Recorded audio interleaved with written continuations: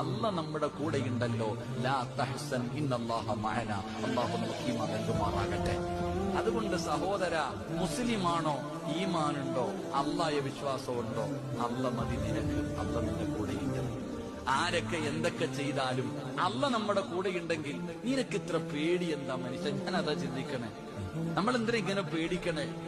ജനിച്ചപ്പോ തന്നെ മയ്യത്ത് നിസ്കാരത്തിന് ബാങ്ക് വിളിക്കുവോ? മയ്യത്ത് നിസ്കാരത്തിന് ബാങ്ക് ഇഖാമത്തും വിളിക്കാറുണ്ടോ? ഇല്ല.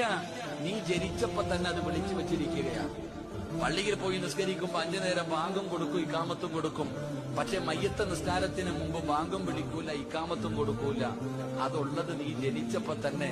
ഒരു ചെവിയിൽ ബാങ്ക്, അടുത്ത ചെവിയിൽ ഇഖാമത്ത്. കാരണം നീ മരിച്ച ഇത് വിളിക്കാൻ സമയമില്ല, കുളിപ്പിച്ചു കുഴിച്ചിട്ടോണം. ഇതാ നമ്മുടെ ജീവിതം. ഇതാണ് നമ്മുടെ ജീവിതം. ഇങ്ങനെ നേർച്ചക്കോഴികളെ പോലെ നടക്കുന്ന നമുക്ക് എന്താ പേടി?